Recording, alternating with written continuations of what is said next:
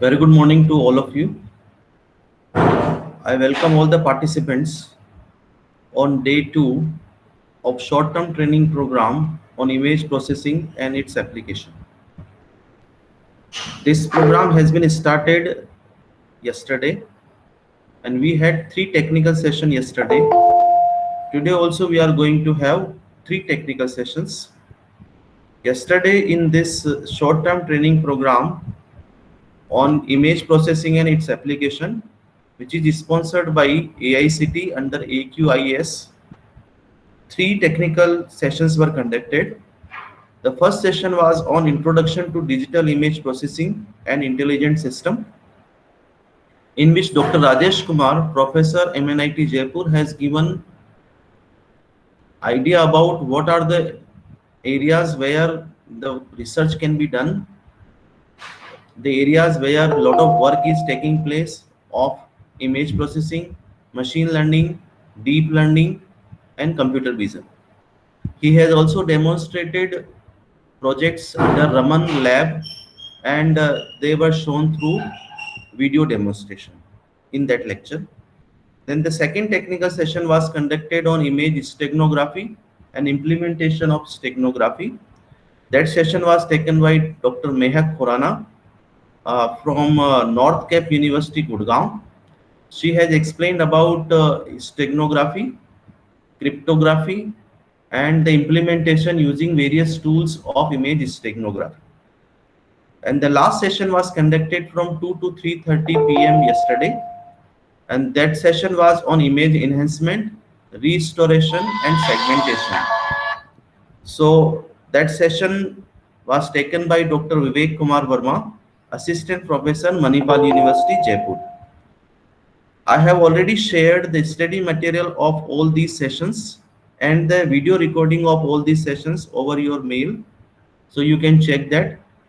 Today is a day 2 of short-term training program under AQIS on image processing and its application. The first session will be conducted now from 10 to 11:30 a.m.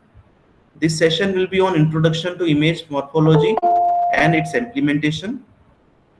The second session will be from 11:45 to 1:15 p.m., 1.5 hours. It will be on image processing operations using Python. So hands-on session will be conducted on Python, and the third session will be on natural language processing using RNN. So in this way, this day will be completed. So to take this session on introduction to image morphology and its implementation, we have with us Dr. Priti Singh. Dr. Priti ma'am is an associate professor and head of Department of Computer Science and Engineering Department at LMN Institute of Information Technology, Jaipur. She has completed her BE from NIT Allahabad, followed by MTech from IIT Delhi and PhD from MNIT Jaipur. Her research interests are multimedia processing, deep learning, pattern recognition, and data mining. She is currently focused on safety of females in urban transport and has recently filed a patent for its framework. She has publication in many international peer-reviewed journals and conferences. So I welcome Priti madam to take this session. Over to you, Priti. Thank you. Thank you. I'm happy to be here and happy to be taking this session on image morphology. So we'll start whenever you say. Should we start? Yes, ma'am, we can start now. All right. So please allow me to present these. Okay. So the topic for this session today is morphological image processing. I'm Preeti Singh. I'm from LNMIT Jaipur.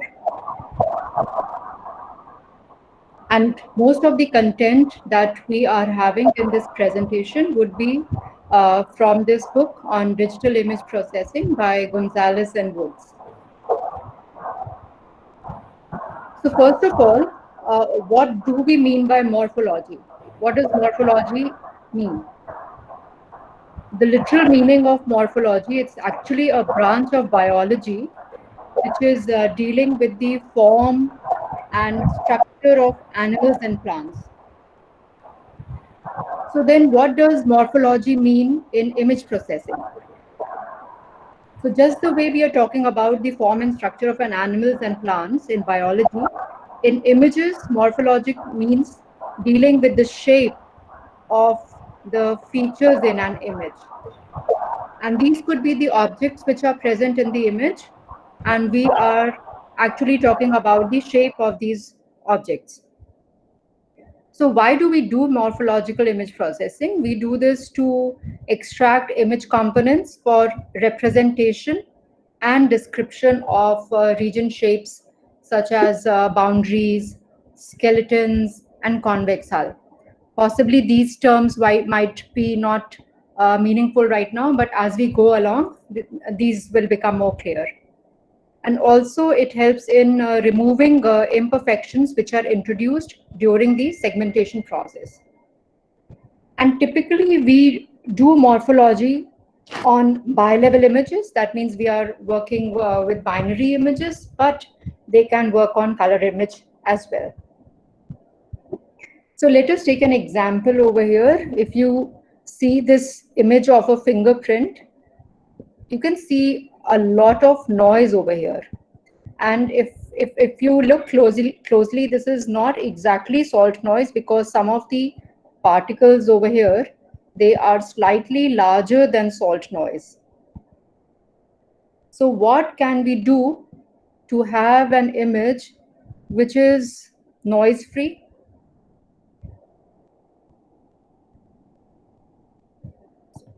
So I think this sets the pace of this lecture, that why we need morphology, what we need to do to remove these noise, and apart from this, what other things will morphology be useful in. So before we begin with the main contents, we'll do some basic set theory. If these are two sets, or maybe we can say that in terms of images, these are two objects, then the union of A and B would be all the pixels which are contained in both these objects. And if we talk about the intersection, only those pixels which are common in A and B. This is A complement. So all pixels which are not contained in A, and A minus B. So this was A, and from it you have subtracted B, so this gives you A minus B. So these are the basic notations which are sometimes used when we do talk about the different operations that are performed in morphological image processing. Reflection is another term, and reflection of a set B, which is denoted by B tilde, this is defined as for all pixels which are contained in B, we are simply flipping them about the x-axis and the y-axis. So reflection of B will contain all those pixels such that they are a reflection of all the pixels contained in the original set B. What is translation? Translation, if you take the literal meaning, is that you're moving a point from one place to the other. So by how much of x and how much of y, you are moving that point. So you have simply translated this particular point from here to here. So similarly in images, if we are translating a set B by point Z, so all the pixels which are contained in B will be translated by those coordinates. So to each pixel, we are going to add these XY coordinates. Here is an example of reflection and translation. So this is your original set B over here, and these are the axes. This is the reflection of B.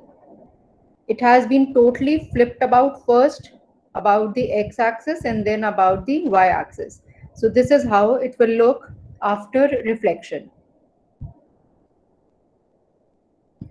And how do we translate B? So if this was my original set B, and if I have to translate it by Z1 and Z2, so we are moving this by Z2, and this each point, each pixel point, we are moving by the Z1, Z2 coordinates. So this gives us the translation of B. Some more set theory terms and the logical operations that we can perform on the objects. So this is not A. If this was A over here, so this is not A. We have inverted each and every pixel. Right now, the object should have been shown by a white. Usually, the convention is to show the object by white, that means all ones. But in all these images over here, black is representing binary 1. Okay, so this is not A. This is A and B. A and B means that whatever pixels are common in A and B, those will become 1, because 1 and 1 is 1, otherwise it will be 0. So all those pixels which were common in A and B, those will be left as 1 and the others will be 0. What about an OR operation? OR operation is if you are doing the OR, so 0, 0, and this is the OR operation. So all the pixels contained in A and B, they will be part of the final image when you do an OR operation. XOR is for it's an operation which is 1 only when there is a difference in the pixels. So only if it is 0 and 1, the final value would be 1, or 1 or 0, then the final value would be 1. Otherwise, if the pixels are same, then its value would be 0. So this is what happens. This is the result of A XOR B. And in this case, this is not A. So not A would be this part, and B, so this part. So not A and B will give you only this. All morphological operations, they are done using a very small shape or a template, which is known as the structuring element. And this structuring element, suppose if I have an image like this,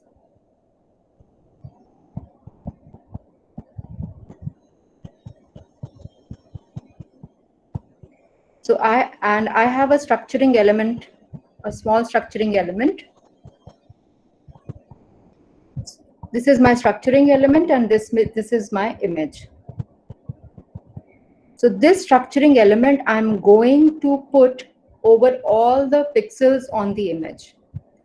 So suppose if I have to start from this pixel, and if this is the origin of my structuring element, so I will place the origin of the structuring element over this pixel. So it will become something like this. This is how it will be placed. Then I will keep on moving 1 pixel to the right till I have covered all the pixels with this structuring element. Then I will move to the next row, and I will place the origin of the structuring element on all the pixels. So I will keep moving, I will keep striding over this image towards right and then to the lower rows till I have covered all the pixels. So this structuring element is used to probe the image, and it is positioned at all possible locations in the image and compared with the corresponding neighbor of pixels. So when I keep it over here, I'm going to compare all these pixel values with the pixel values of the image underneath. Then when I move it to the right, again I'm going to compare all these pixel values with the pixel values underneath. And how the comparison is done, or how the computation is done, that is going to give us the different morphological operations. So something more about the structuring element, that it consists of a pattern which is specified as the coordinates of a number of discrete points relative to some origin. So we will have some points over here and there will be an origin. Each structuring element needs an origin, and that is the place. This origin is the one which will be corresponding with the pixel of the image underneath.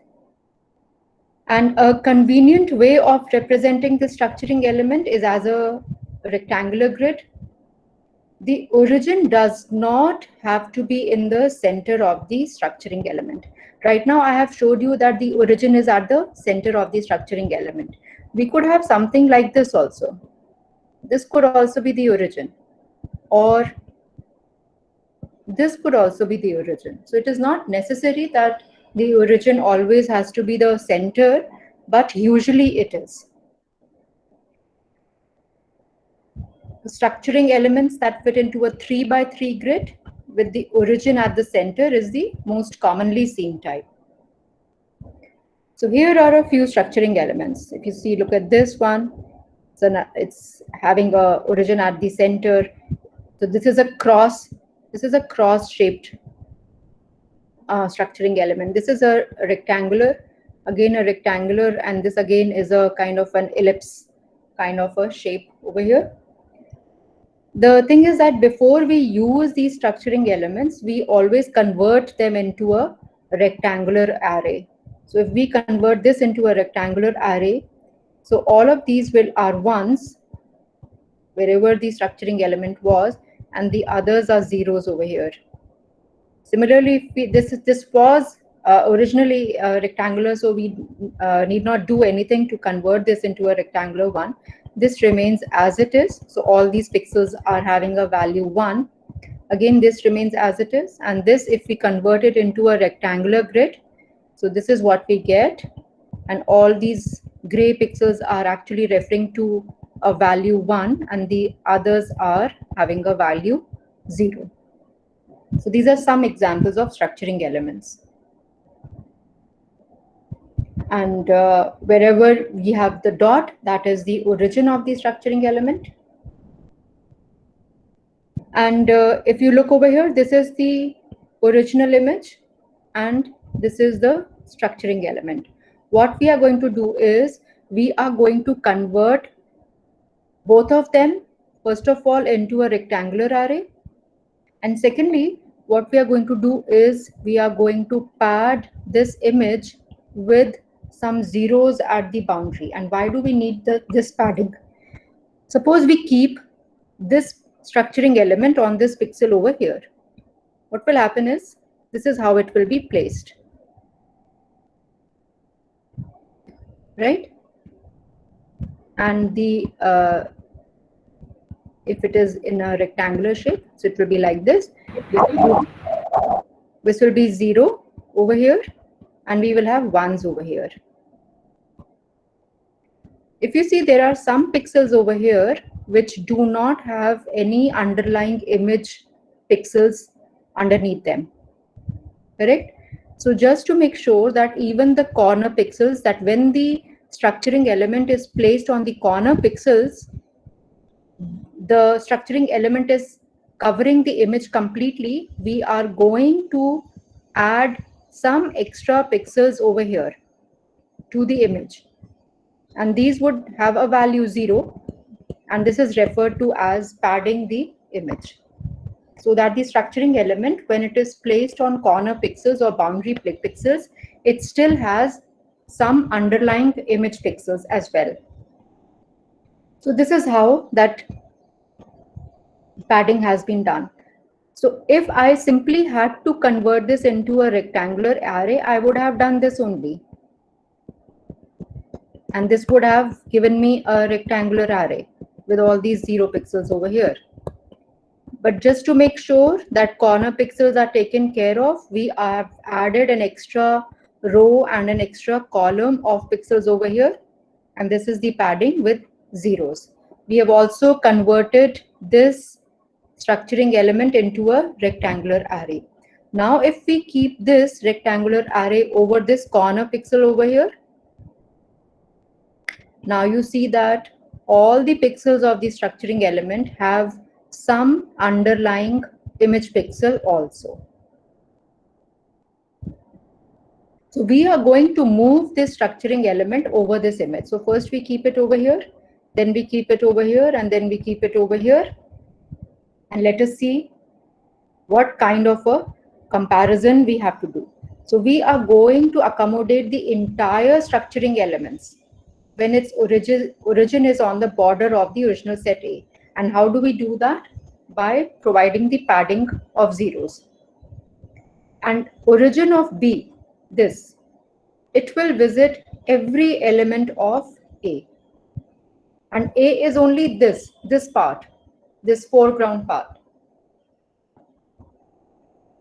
At each location of the origin of B, if B is completely contained in A, then we will say that the location is a member of the new set, otherwise it is not a member of the new set. So this is the kind of comparison we are doing.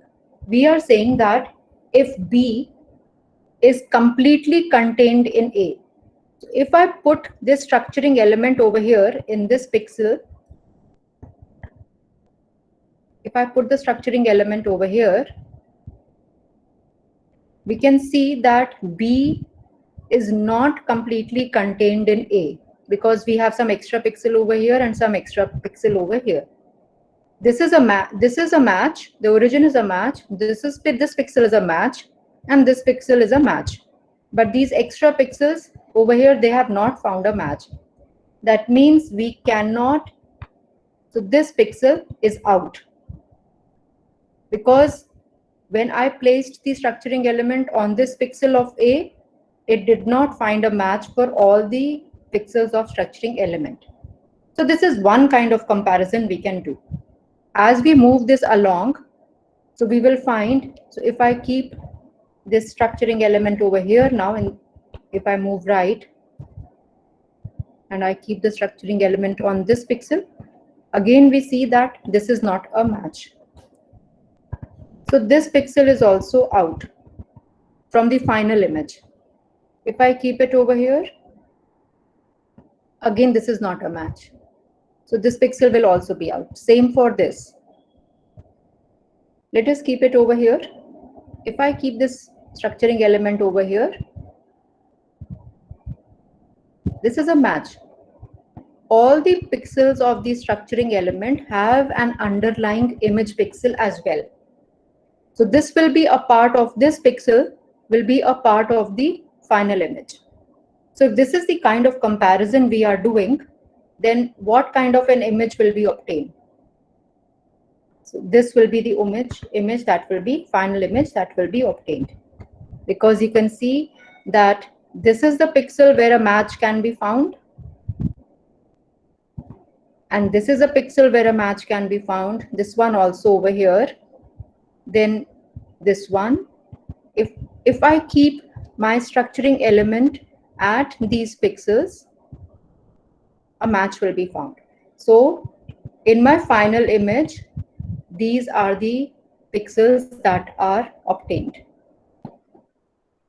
So it all depends upon the kind of comparison that we are doing. Here the comparison was that all the pixels of the structuring element should find a match in the image below. So there are two things now. One is a fit and the another one is a hit. What is a fit? That means all the 1 pixels in the structuring element cover 1 pixels in the image. So like this one, this A. If A is the structuring element, you can see that all the 1 pixels of A have found a match in the image below. So this we say is a fit. What about B? So if B was, this is my structuring element. And now I have placed it over here and only 1 pixel found a match. The others, these ones did not find a match in the image below. So this we say is a hit. And what about C? If at this position, if I keep it, if this is the structuring element, there is no pixel of the image below. So this is a miss. So we have, so all the comparisons, all the morphological operations that we are going to do depends whether we are looking for a fit or whether we are looking for a hit. Okay. So the two most basic morphological operations are erosion and dilation. So erosion helps in shrinking the foreground, and dilation grows the foreground. By foreground, I mean the so if this is the image and these are some objects having a value 1, and these are all the value pixels which are having a value 0. So then this is referred to as the foreground or the object, and this is referred to as the background. So erosion will cause the foreground to shrink, and dilation will cause the foreground to expand or grow. And if we can combine erosion and dilation also to create new morphological operations, one is opening, and this is generally with respect to the object, that means the foreground, and the other one is closing, which is with respect to the background. And both these operations will help to smooth the shape. But opening will smoothen the shape of the object, and closing will smoothen the shape of the background. So these are the 4 basic morphological operations: erosion, dilation, opening, and closing. Erosion says, does the structuring element fit the set? That means all the pixels of the structuring element should find a match in the image pixels below. And this is how we represent erosion, this sign. So A, this is the image, eroded by B. B is the structuring element. So the definition is that A eroded by B contains all those pixels such that when B is translated over that image, all those images, all the pixels are a subset of A.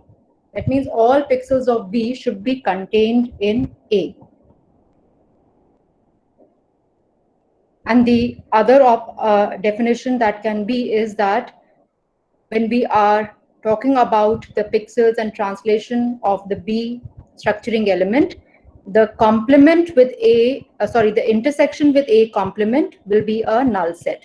That means none of the pixels contained in B should be part of the A complement. So this actually is referring to the fit of the structuring element onto the image. So how does this erosion work? What we are going to do, and the earlier example that we had seen was for erosion only, that for each foreground pixel of the image, we are just going to take the foreground pixels of the image. We are going to superimpose the structuring element on the input image. And how do we superimpose? So that the origin of the structuring element coincides with the input pixel coordinates. And then if for every pixel in the structuring element, now this is important, every pixel in the structuring element, the corresponding pixel in the image underneath should be a foreground pixel. That means it should be a hit or a fit.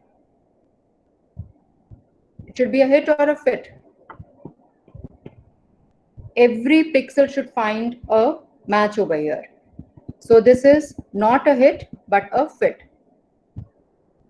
And if every pixel in the structuring element is a foreground pixel, then we leave the input pixel as it is. But if any of the corresponding pixels is a background, that means it's a hit, then we are going to convert that input pixel to the background value. That means we are going to change it from 1 to 0. So let us take an example over here, and all the gray pixels over here, they are referring to the to pixel 1, and this is our structuring element. This dark gray is the origin. This is also 1, but this is the origin. So if I keep my structuring element, the origin I have to keep on all the foreground pixels. So this is the first foreground pixel, and I will keep my structuring element like this. If you see, this is not a fit. So this pixel of the structuring element and this pixel, this one, they have not found a match below. So this pixel we are not going to take as part of our final image. So this we are going to convert to 0. Now if I move right and put my origin of the structuring element here, now again I have not found a complete fit. So this also I will make 0. And then I move it right again. And this is my origin now. Again, I haven't found a fit. So this also becomes 0. So in effect, what are those pixels? Which are those pixels? So that when I keep my structuring element in the image, I will find a complete fit. So this one. If I keep my structuring element over here with the origin here, I can see that all the pixels in my structuring element are completely contained in the image. They're completely contained, completely a part of the image below. That means this is a fit. So this I'm going to keep in my new image. Similarly, this I will find a fit over here also, over here also. So all these, so the final image that I'm going to have after eroding is only this, only these pixels. Only these pixels will be present in my final image. So you have seen that all the rest of the pixels, they have been eroded away. They have been removed. All these pixels will be removed. And I'm only left with this set of pixels which are completely containing my structuring element. What if my structuring element was like this? Then if I keep it over here, again, this is not completely contained in the image. So this pixel will be removed. This pixel will be removed. So what are those pixels in the image which will completely contain the structuring element? You can see this, if I keep my structuring element over here, it will be a fit, right? Similarly, if I keep it over here, it will be a fit. So all these pixels that have been marked with a cross over here, these are the pixels which will be in the final image after erosion happens with this kind of a structuring element. Now in this case, because the shape of the structuring element has been changed, so you will find that this pixel is also now a part of the final image, because this will be a fit again. This one also, if I keep, so this will also be a fit. So now in my final image, all these pixels that have been marked with a cross, which will be part of the new image. And all the remaining pixels, they will be converted to background. That means they will become 0. They will be converted into 0. And they will, only these pixels will be the one with a value of 1. So here are a few more examples of erosion. So this is my original image A, if you see, a D by D. And this is my structuring element, D by 4, D by 4. So how is this going to erode? If you see, D by 8 has been eroded from all the sides, of the original image A, has been eroded. This is A eroded B. And what if this was the structuring element and this was my image? Then where exactly do you think I can have this? Which pixels over here in this image would come in the final image if I have this kind of a structuring element. That means those pixels which will be completely able to contain this structuring element. And these are those pixels. Because if I keep my structuring element over here, this will not be fully contained. Over here, if I keep, it will not. Only this line over here, if I keep the one at the center, if I keep my structuring element over here, it will be completely contained in the original image. So this is A erosion by B. So some of the uses on how we want to remove certain image components. So this is a image of a wire bond mask. And this is the image that we get if we erode it using a square structuring element of size 11 by 11. So if I use a structuring element of size 11 by 11, the previous one, if you see, we had just been dealing with a 3 cross 3 structuring element. Now, if we talk about an 11 by 11 structuring element, that means a matrix of 11 rows and 11 columns, and each having a value 1. So if we erode this kind of a mask with a structuring element 11 by 11, then we will get this. You can see that the center has also been eroded away and the lines have also been eroded away. Along with these indentations, they have become much smaller now. And this is the result if I erode it by a 15 cross 15. So you can see these indentations have become much smaller. And if we erode it by a 45 by 45 mask, this one, so the center square has become much smaller. All these protrusions, they have been removed. Okay. So this is how we can change or remove the image components. So what is the basic effect of this operator? It erodes away the boundaries of the foreground. So that means the foreground pixels will shrink in size. So if this was the foreground, and this was the foreground, so after erosion, it has become much smaller. So the foreground has shrunk, and this hole in between, this gap has increased. And in case there was a hole somewhere over here also, suppose this was also 0, 0, 0, 0, this was part of the background, then this hole will also become larger. In case any foreground object has a hole over here, that hole will also become larger. Now, erosion can be made directional also, right? Till now, we have been using very symmetrical structuring elements, like all of these are ones, and here is the origin. But suppose if we have the origin over here, or we have the origin over here, then the erosion can be made directional also. So if we have a structuring element that is 10 pixels wide and 1 pixel wide, 1 pixel high. So suppose if we have a structuring element like this, then this is going to erode only in the horizontal direction. And suppose if we have a 3 by 3 square structuring element with the origin in the middle of the top row, somewhere over here, then what will happen? It will erode the bottom of a region. So if we have an image like this and a structuring element where the origin is here, it is going to erode the bottom more severely, because after this,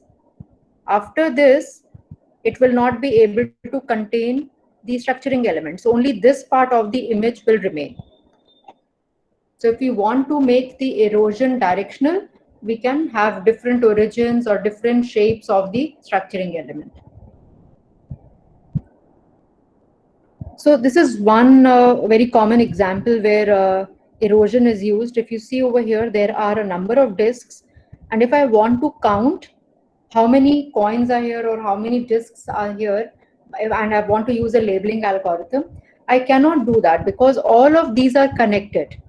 So when I count this, it will come up as a single object, and it will just tell us that there is one object over here. So before we send this image to a labeling algorithm, what we can do is we can erode it so that these disks are separated, and then we can count the number of objects which are present in the image. So this is a gray level image currently. We will threshold it so to make it binary. So here we are thresholding it at 90. And once it has been converted into a binary image, then we are using a disk-shaped structuring element, which is 11 pixels in diameter. So now all of these disks, they have been separated. And once they are separated, now they can be easily counted by sending this to a labeling algorithm.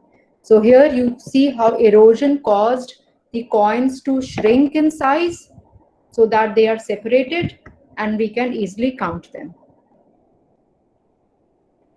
Instead of 11 by 11, if we use a 9 by 9 square structuring element, square one. Earlier we were using a disk. Here we were using a disk. Now we are going to use a square structuring element. So if you use a square structuring element, if you see there is some distortion in the shape over here. So usually when you choose the shape of your structuring element, you should also have a look at the object in the underlying image and create a structuring element which is somewhat similar to the shape.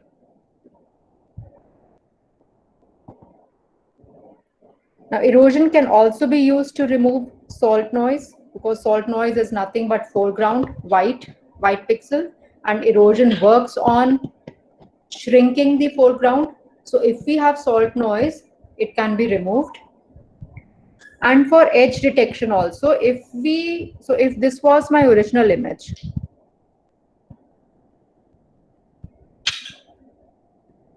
what will happen after erosion?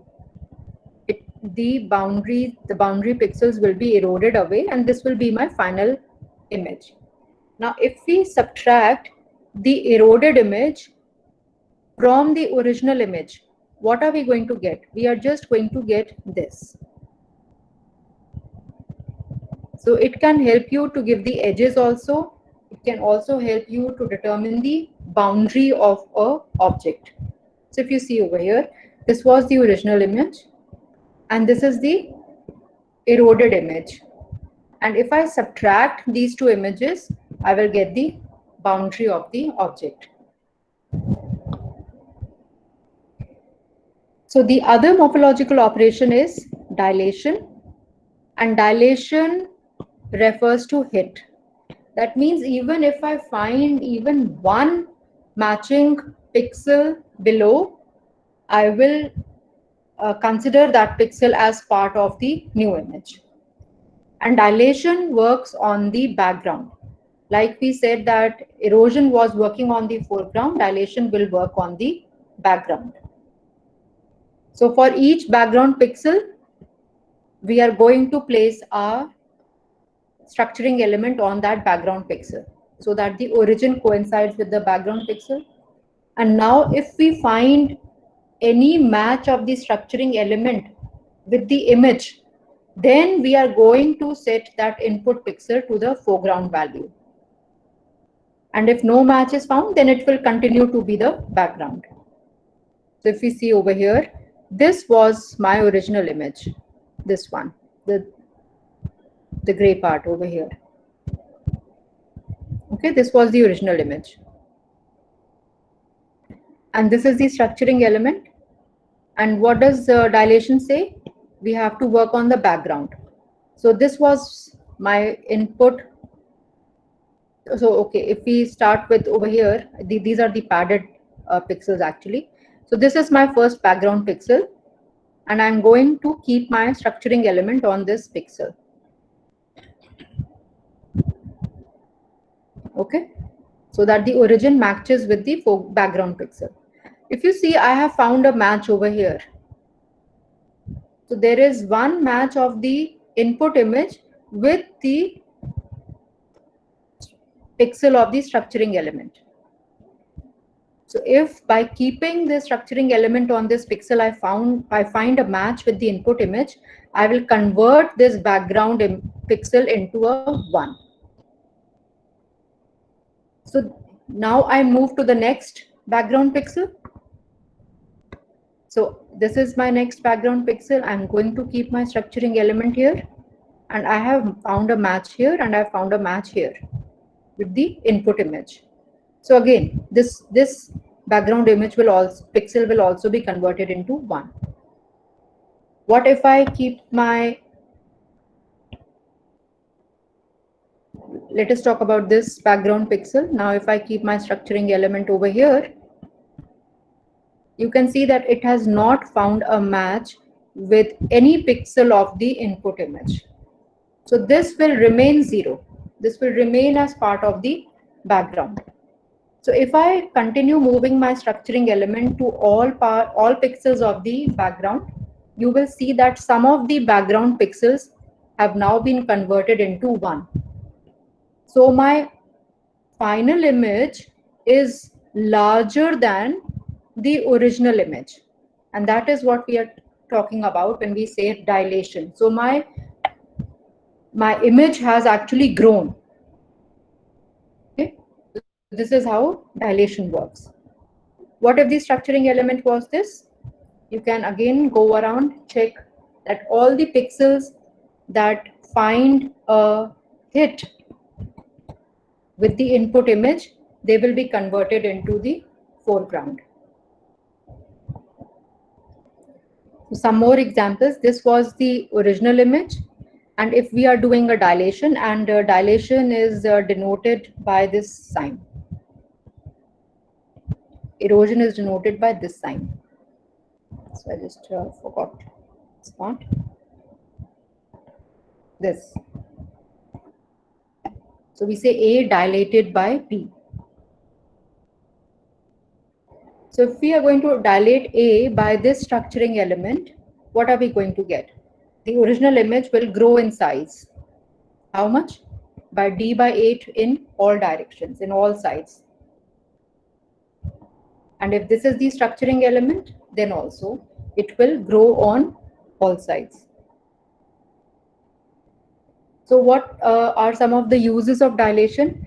If you see over here, there is some text, and this text, if you look closely, it is broken over here. You can see that parts of E are broken here and A is broken over here. So if we are using some kind of an OCR and we are trying to recognize these characters, so these broken characters might cause a problem. So if we want to grow these foreground pixels, what we can do is we can use dilation. So this is the kind of structuring element we are using. So you can see that this is a cross-shaped structuring element. So now if you look closely at this E and E, so you can see that they have been mended. They have joined now. And now it becomes easier to recognize these characters. So what is the basic effect of this operator on a binary image? It will enlarge the boundaries of regions of the foreground pixels, correct? So the foreground pixels will grow in size. And if there were any holes within this, suppose if there was a hole over here, that will also grow. So because this foreground pixel is growing, so that possibly that hole will also be covered. And this area over here, if you see, because it grew in both sides, so this has merged. So this is the effect of dilation. And since it is working on background pixels, so it can help in filling up spurious holes, which is also referred to as the pepper noise. So if you see on the forehead over here, there are many black pixels, which actually belong to the foreground. And when you do the dilation, the foreground will fill up, so it will expand, and your pepper noise will be removed over here. So now let's come to two more morphological operations. One is opening and closing. I'll just give a brief of this because we have to start the implementation also. So opening smoothens the contour of an object. So this opening works on the object. Okay, and it will smoothen the object. It will break if there are any narrow isthmuses or there are thin protrusions, those will be removed. Whereas closing will work on the background. Okay, so it will smoothen the section of the contours. It will fuse narrow breaks and thin gulfs. It will eliminate holes and fill gaps in the contour. So this is how we denote opening. This is nothing but erosion followed by dilation. So if we erode an image first and then dilate it, we are saying that we are performing a opening. And closing, it is denoted by this sign. It is dilation followed by erosion, just the reverse. So in opening, let me just come to this. It is actually, if I'm, so this is my structuring element and I'm moving on the inside boundary of the object, such that it is completely contained in the object. If I keep on moving, rolling this without changing the orientation of the structuring element, so what will happen? All these pixels where the object could not be reached, that will be removed. So this will be my final image.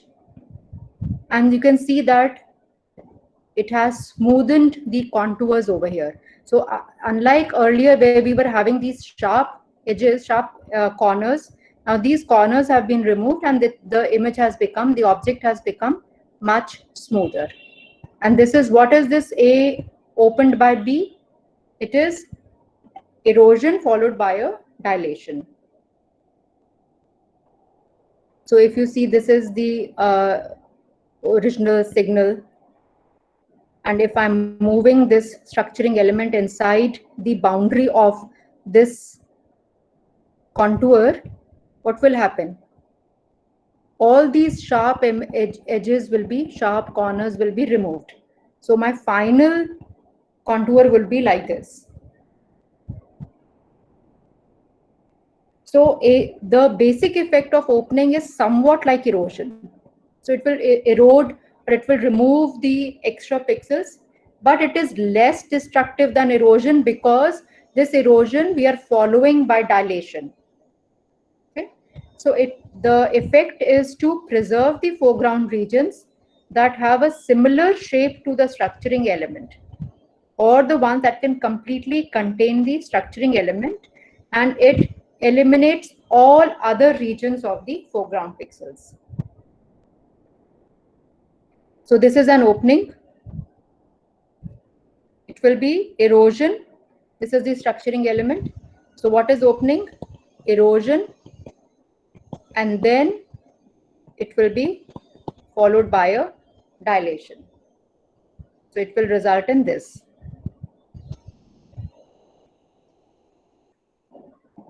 If we have a cross structuring element, then this would be my final image, this one.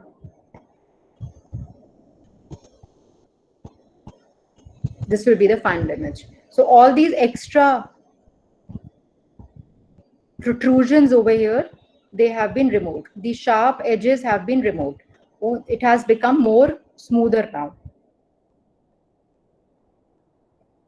And it is common to use a 3x3 structuring element as well. So if you apply this opening on this, you will see that the edges will become, so all these sharp corners that are there, they will be removed. And this is the final image that we get over here. So suppose if we have a binary image which is containing a mixture of circles and line, and we want to separate the circles from the line. So if we open this up with a disc-shaped structuring element, something like this, which is 11 pixels in diameter, so the lines will be removed and we will be left only with the discs. Again, now we have an image like this where we have horizontal and vertical lines. as well as some diagonal lines are also over here. So if we open this with a 3x9 vertically oriented structuring element, so 3x9 means something like this. And if we open it with a 9x3 structuring element, then we are going to get either the vertical lines or the horizontal lines. Closing is just the opposite of opening. So here we are going to do the dilation first, and then this will be followed by erosion. So the effect will be to preserve the background regions and eliminate all other regions of background which are protruded or having like isthmuses or narrow openings. So we are moving the structuring element on the outside boundary of the object now without changing the orientation of the structuring element. So you will see that all these extra edges over here, the corners, they will be removed. So the background has been smoothened. Now we are, if this was the original image, and now we are going to move the structuring element on the outside of this contour. So this part will be removed. This will be smoothened out. This will be smoothened out. If you see, this will be smoothened out like this. So these narrow isthmuses that we are having, they will be smoothened out like this. So this is the effect of closing.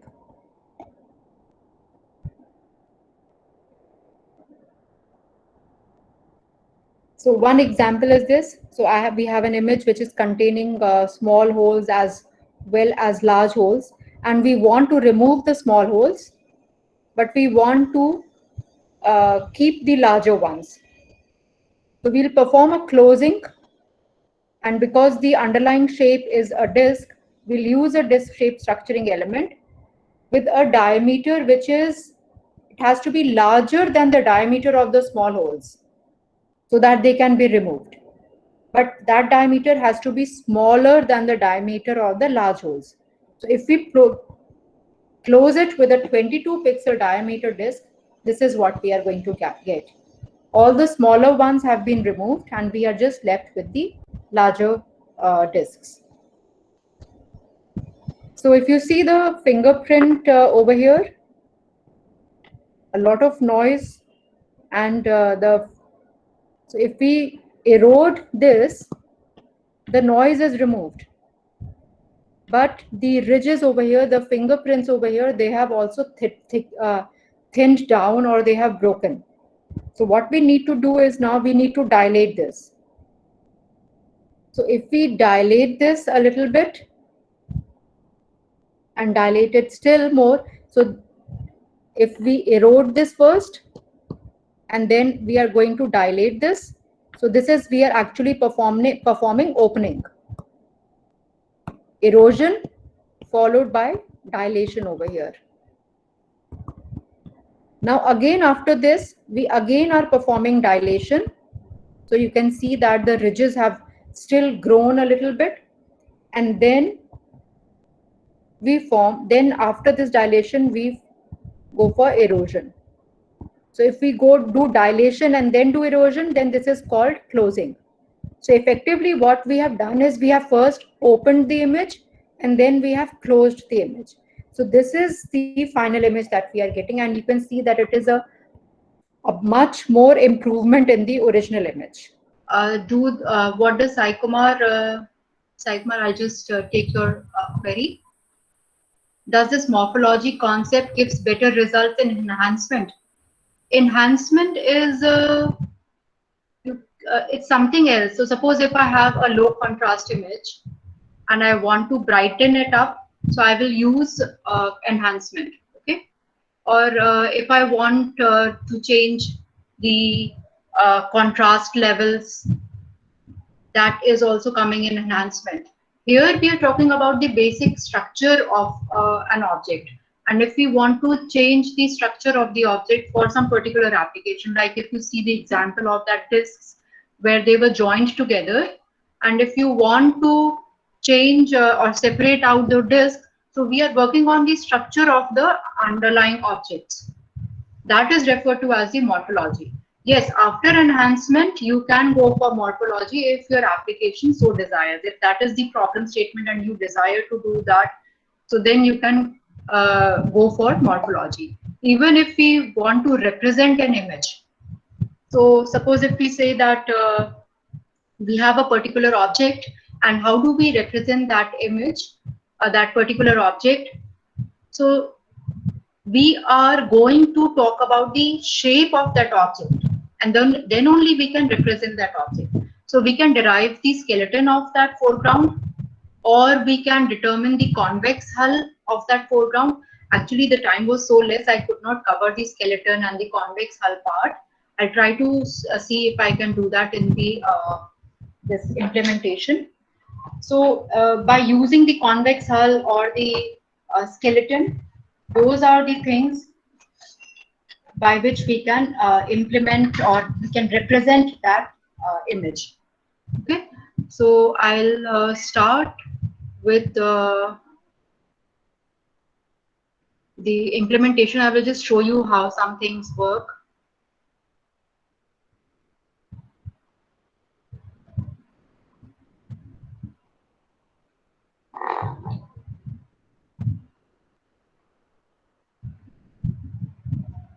So I'm just opening my command prompt.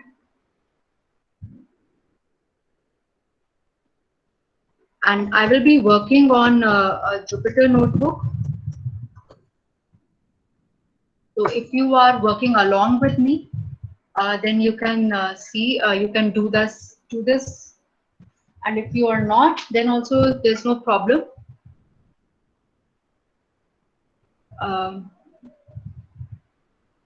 In the meantime, till the time this Jupyter notebook is opening, in case you have any other issue. Fine. So on my desktop, I have a folder on all my programs. So I will create this new program also over here, and I'm going to create a new one in Python 3.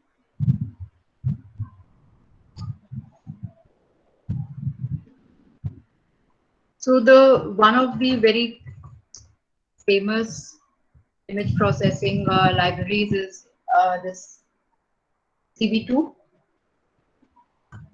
I'm importing that, and I'm also importing NumPy, and I'm also importing PyPlot.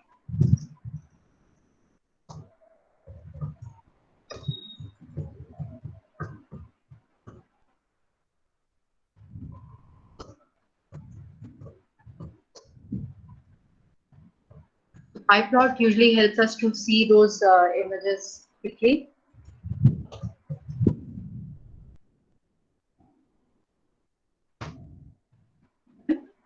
And I can do a shift enter to run this, or I can run it from here also. So I'm doing a shift enter. So I have an image, and I'm going to read. Okay, so it's showing some error over here from matplotlib import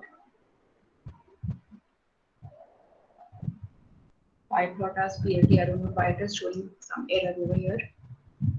Here it is not connected. Let me run this again. Oh, this is pyplot. Okay. So now we are going to read an image using CV2.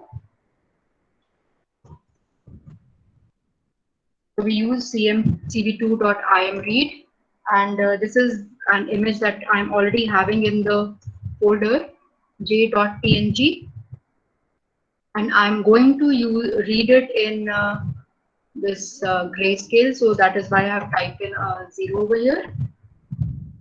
And once I read this image, I'm going to display this. So PLT, I can use either using CV2 with a named window, CV2 ImShow, or I can use PyPlot also. So CV2 ImShow this image, and the CMap that I'm using, these are the different kinds of maps that we can use to display an image. I'm using a gray remap. So if I run this, oh, okay. So here.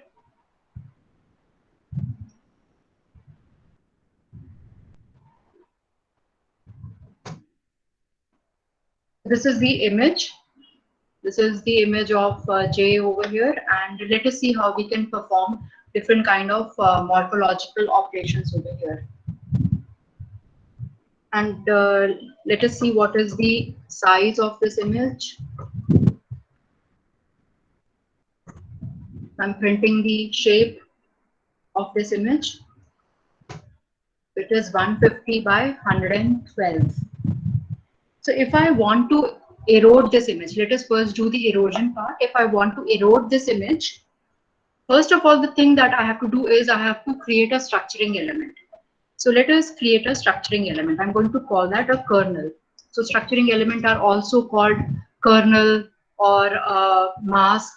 These are other names for these, or a template. So these are other names of this structuring elements. So this is one way of doing it. I will show you other ways also. So this is, I'm creating an array, an NP array of ones, and this is going to be a 5 by 5 array and of type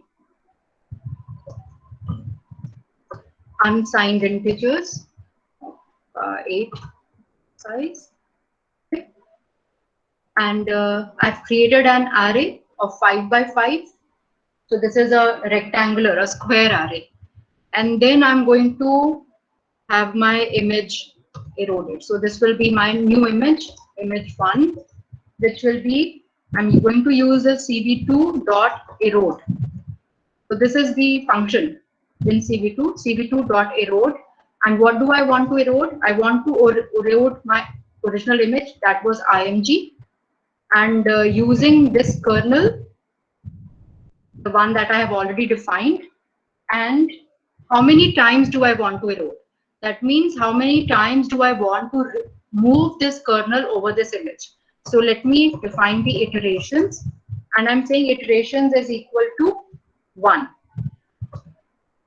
So now I have used this function cv2.erode to erode my original image. And now I want to see this eroded image. So I'm going to write plt.imshow, and I want to see this image. How do we say? img1 and cmap is equal to 3. And I'm going to run this code by pressing a shift enter. Oh, another spelling mistake over here. So this is IN. Okay. So this, if you see the original image over here, and if you see the eroded image over here, you can see that it has shrunk in size. The boundary pixels have been eroded away. And what if I make this iterations as 2? That means after I have run it, I am running this on the eroded image. I'm going to run the kernel again, erode it again. So if my iterations become 2, what will be the result then? See, if I erode it twice, I'm just left with very few pixels of the foreground. So I think iterations is equal to 1 was a better way of having this image. Okay. I will show you an example of where we had, I had showed you on the slides also, the one there where we had the coins. So I'm just going to copy this code over here. And let me take this coins image. Coins.jpg.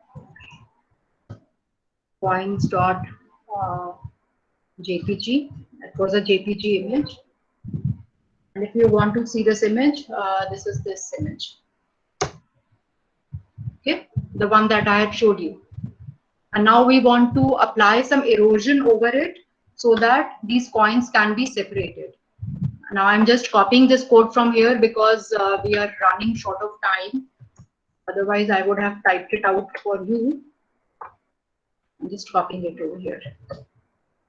And now the kernel, because we are having some kind of disk shape, and over here, see, and we don't, the foreground objects over here are disk shape. So we don't want this kind of a kernel. So the another way of creating a kernel using CV2 is CV2 dot get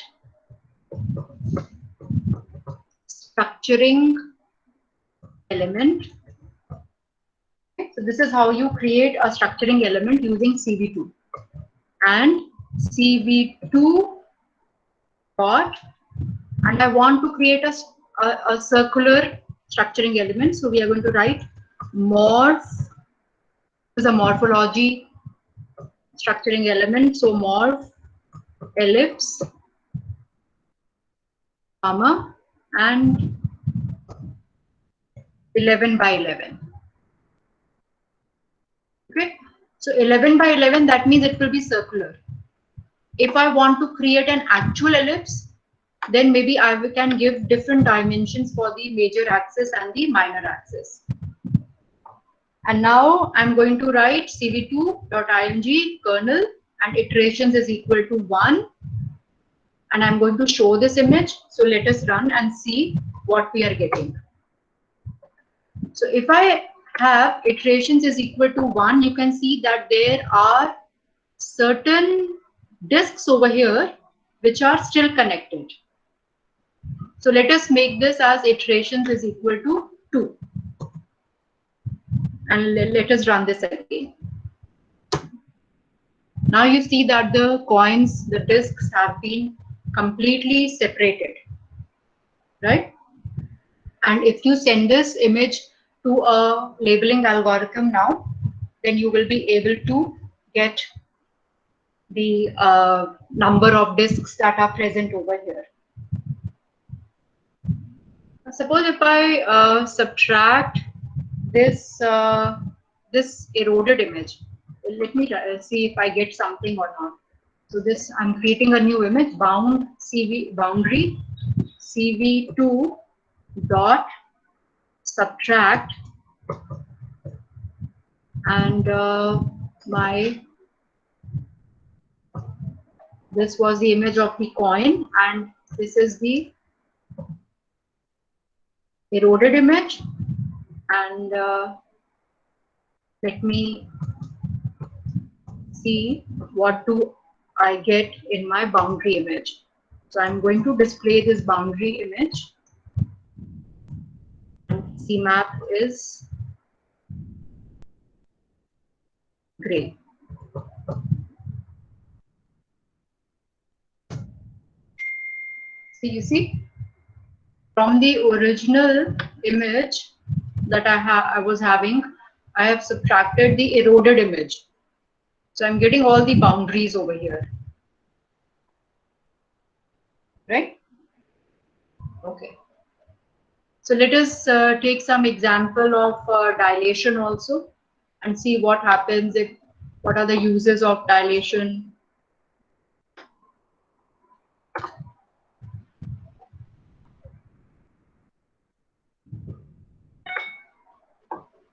I'm copying some code. I will make changes in the code accordingly, because just to save a little time. So now I'm going to read an image which I have, which is called circle 1. Okay. So this is my image, circle1.jpg. And here I'm going to get a structuring element and same morph ellipse 11 by 11, and I'm going to dilate it now. So instead of using cv2.erode, we are going to dilate that image. Okay, first let us run this now. And so let me first show you what that image was. If you can see this image, so this was that image, circle 1, this that I had read. It's not showing. This was the image that I had read. And now when I, or maybe I can run it back for you.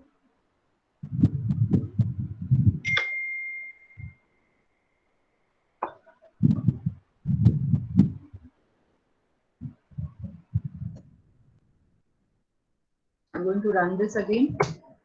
So this is the original image and this is the dilated image. What does dilation do? You will see that the hole over here, so this was the object, this square was the object, the foreground, and there was a hole over here, and this hole has become smaller. Why has this hole become smaller? Because in dilation, the foreground will dilate, it will grow.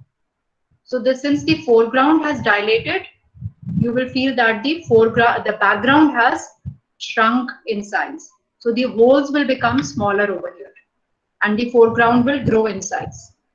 Okay. Now let us read another image and I will show you how we open it up. So I'm reading another image here. And this image is lines and circles.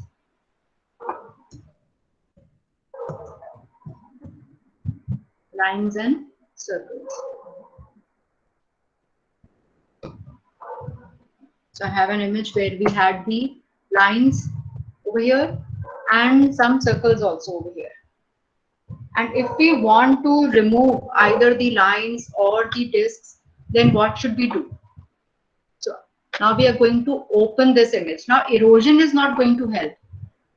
What will erosion do? It will only like make it slightly thinner, but it will have both the lines and the circles as well. So let us see what we can do if we open it up.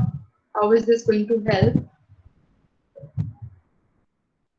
In this case, we are going to get a structuring element again over here, 11 by 11. Why 11 by 11? If we want to keep the discs properly, probably, so we are getting an elliptical structuring element. And now for opening, we don't have any thing like this, cv2.open or anything like this. We don't have. So the command for this is cv2.morphology x, and then inside we do my image, and what kind of morphological operation do I want? cv2 dot morph open with the kernel. Okay, so let's run this and you see that all the lines have been removed and we are left only with the discs. Suppose if we want only the lines, so let us read another image.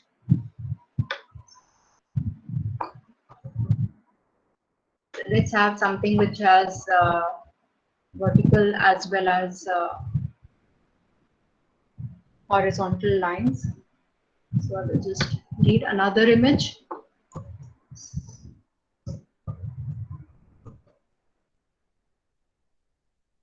Take a look at this image. Right? This has vertical as well as horizontal lines. And we are going to again create another kernel. Here, I'm not going to create an ellipse kernel, not an elliptical one, because we have lines. I need a rectangular kernel over here. So I will say more. This is the kernel I want, rectangular. And this is the kind of a shape I want, 3 by 9. So how will this, what will this result into? 3 by 9, you see over here. only the vertical lines have been left. Only the vertical lines are remaining. If I change this and make it a kind of a horizontal kernel, like this, 9x3, so then you can see that we are just left with these horizontal lines. Right? So this is how opening helps. Let us take an example of a close operation also.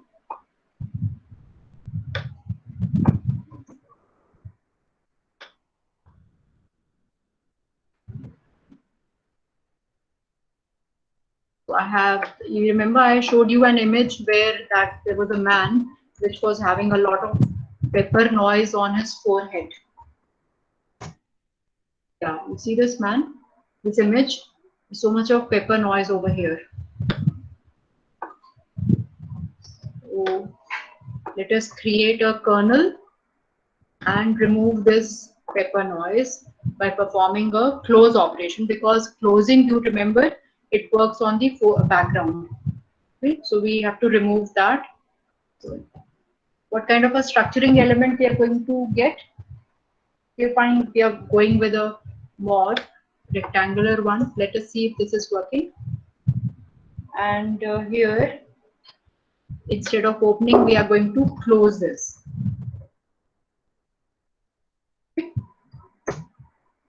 You see the foreground has become much smoother and all the pepper noise has been removed. See this? So these are some examples of how you can use these morphological operations. I have another program which I can show you over here. How we can get the structuring, the skeleton of an image. So here I have imported CV2 and NumPy, and I'm reading an image which is cars. Okay, and here if you see I am using CV2 IMShow, that means I'm using a named window over here. Instead of matplotlib, instead of using pyplot, here we are using CV2.IMShow. If you run this, you will get this image. You see this image over here? So this is the input image. There are two cars over here. And we want to create a boundary of these cars, a convex hull. What is a convex hull? That means it is a set of points which contains the object. So that is a minimum set of points, the boundary points which will contain that object. So there are two objects over here if you see. So there will be two convex hulls that will be created. So over here, there's okay, either I can show you for that, or I can show you for this elephant image over here. I would have loved to write the whole code for that cars, but over here I'm doing it for the elephant. And I'm going to run this for you. Just a second.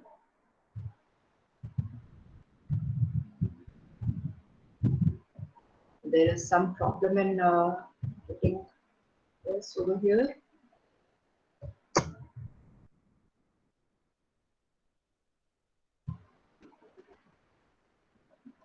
So this was the one where I'm creating, I read an elephant image and I created the skeleton of the image.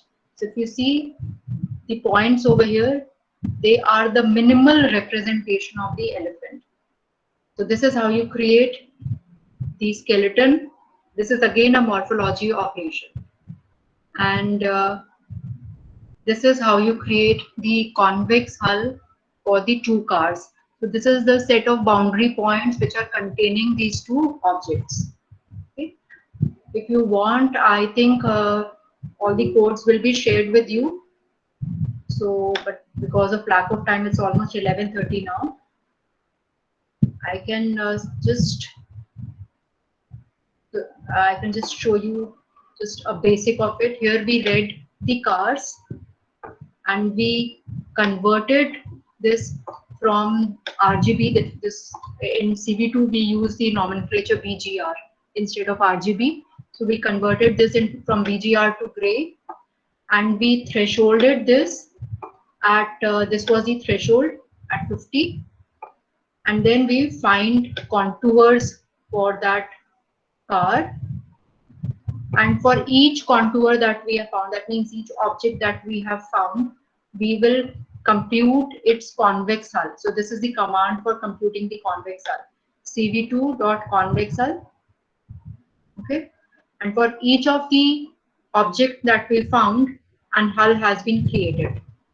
And now we draw the contours and show it over here. So this was what we get. This is what we get. So this convex hull is the minimal set which encloses a particular object. So there were two objects over here, and they have been enclosed by this convex hull. This is the minimal representation of each of these two objects over here. So I think I will stop over here. Okay. So in case there are any queries or anything that you want to ask me, you can type it in the chat box, or I'll end the session over here. And so if there's any question.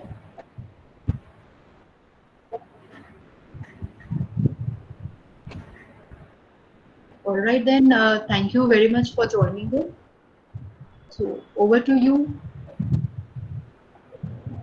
Hello, madam.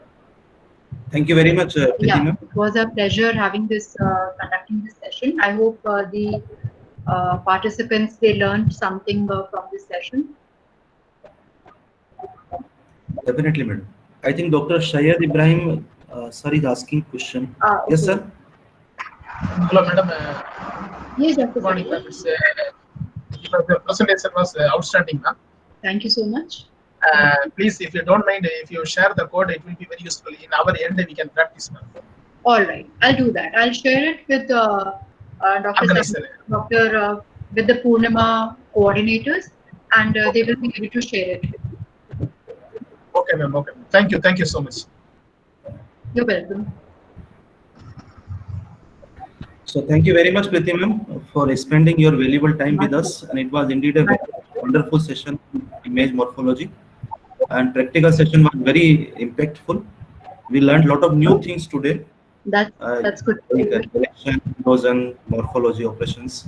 Thank you very much, Preeti ma'am. Thank you. Thank you so much. Okay. So in this way, we are closing now session 1 of day 2, which was on image morphology and its implementation. Now we are moving towards second session, which is on image processing operations using Python.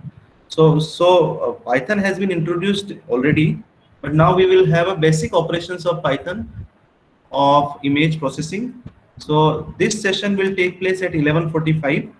So I would request all of you to join, or you may remain in the same ID.